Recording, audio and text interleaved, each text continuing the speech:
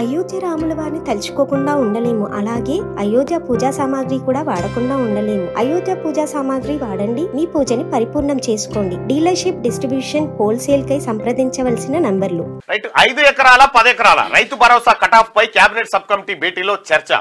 సాగులో లేని భూములకు ఇవ్వొద్దని నిర్ణయం. ఈ నెల 11 నుంచి రైతుల అభిప్రాయాల సేకరణ. 16వ తేదీ తర్వాత మరోసారి భేటీ కానున్న సబ్ కమిటీ. కౌలు రైతుల గుర్తింపుపై అధికారుల నుంచి సూచనలు. 5 ఎకరాలు ఉన్న వాళ్ళకి ఇవ్వాలన్నా, 5 ఎకరాల లోపు వాళ్ళకి అన్నా, 10 ఎకరాల లోపు వాళ్ళకి ఇవ్వాలనేది చర్చ.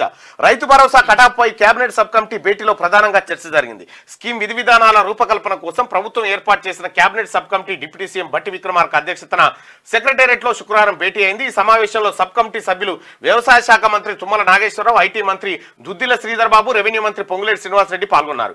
ఒక రైతుకు ఎన్ని ఎకరాలు ఉన్నప్పటికీ 5 ఎకరాల వరకే రైతు భరోసా ఇవ్వాలా, లేదంటే 10 ఎకరాల వరకు ఇవ్వాలనే అంశంపై మంత్రివర్గ ఉపసంఘం సీరియస్ గా చర్చించింది. దీనిపైన ప్రజలు ఏమనుకుంటా ఉన్నారు, ఒకసారి మీ అభిప్రాయాన్ని తెలియజేయండి. 5 ఎకరాల వరకు అన్నా, 10 ఎకరాల వరకు అన్నా?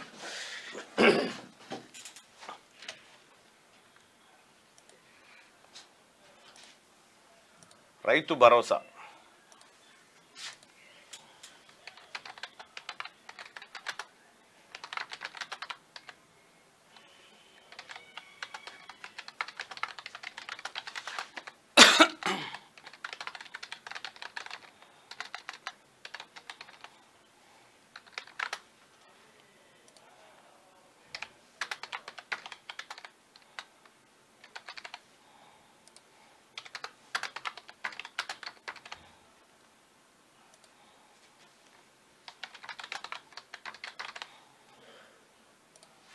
రైట్, మీ అభిప్రాయాన్ని తెలియజేయండి. ఎన్ని ఎకరాల వరకు ఈ రైతు భరోసా, ఎన్ని ఎకరాల కటాఫ్ ఉండాలని మీరు భావిస్తున్నారు? 5 ఎకరాల వరకు ఉండాలనుకుంటున్నారా, 10 ఎకరాల వరకు ఉండాలనుకుంటున్నారా, లేకపోతే అన్ని ఎకరాలకు కూడా ఇవ్వాలనుకుంటా ఉన్నారా?